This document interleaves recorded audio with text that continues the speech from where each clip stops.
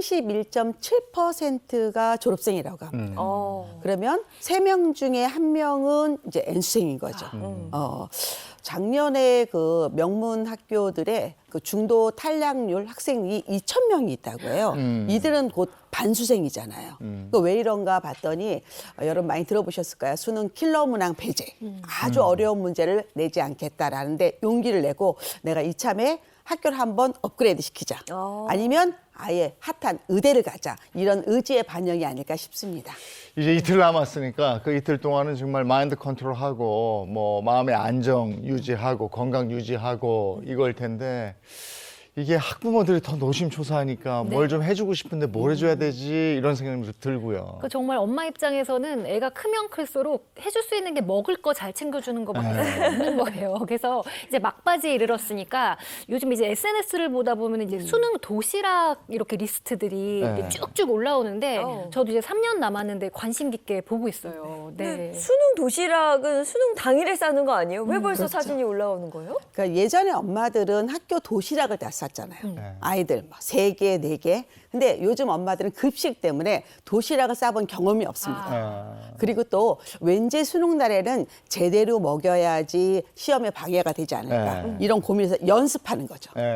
도시락을 또 연습해요. 네. 아니 근데 우리도 시험 볼 때 도시락 싸간 경험 있는데 그게 2교시인가 뭐 몇 교시 끝나고 먹게 되는데 그렇죠. 밥맛이 납니까? 그러니까. 이게 무슨 뭘 먹고 있는 건지도 모르겠는데 어쨌든 수능 도시락 보면서 이번 주는 학교에서 수능 시간표랑 똑같이 생활한다고 해서 저도 일주일 동안 수능 도시락을 연습해 보기로 했어요. 네. 막상 도시락을 싸보려고 하니까 어떤 반찬을 넣어줘야 좋을지 고민입니다. 이런 사연도 올라와 있고 이렇습니다. 네, 뭐 연습 삼아 하는 거라 좀 골고루 싸봤어요. 근데 난생 처음 싸보는 도시락 시간이 엄청 걸렸네요. 1시간이 훌쩍 아들의 평가가 기다려집니다. 뭐 이런 또 글도 있었습니다. 난생 처음 싸보는 도시락. 그렇구나 진짜. 네. 유치원 이후로. 진짜 대한민국 우리 어머니들 정말 엄지척이에요. 대단하세요. 저 미리 싸본다는 거죠. 글쎄 그렇잖아요. 말이에요. 네. 그러니까 여러분 아마 검색하실 때 해시태그 쓰시잖아요. 네. 해시태그 수능 도시락 연습 이러면 온갖 사진이 올라옵니다. 그냥 보는 거죠. 무엇을 싸야 될까? 양은 얼마큼 해야 될까? 아니면 기름진 것도 괜찮을까? 아니면 계란을 쌀까? 고민을 많이 하십니다. 또 어떤 어머님들은요. 도시락을 똑같이 싸서 아이들 수능 볼 때 자기 도시락을 베란다에 놔놓는데요. 네? 상했나 안 상했나 실험해보는 거예요. 야, 정말 얼마나 대단하시네요. 대단하면. 네. 그러니까 지난 그 수능 만점자들 도시락 제가 이렇게 봤더니 된장찌개, 계란찜, 불고기 막 이런 거들 들어가 있더라고요. 수능 만점자요?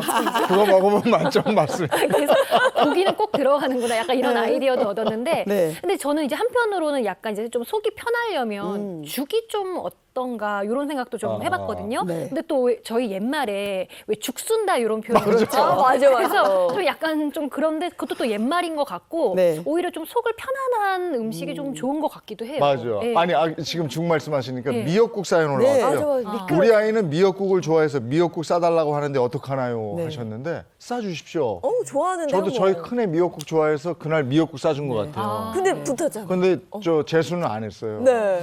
싸줘도 괜찮을 것 같은데요. 그럼요. 좀 찜찜한가요? 뭐 속설이 있잖아요. 몇 네. 가지가. 그렇지만 이제 어떤 또 이거를 반전으로 사용하는 어머님도 계시더라고요.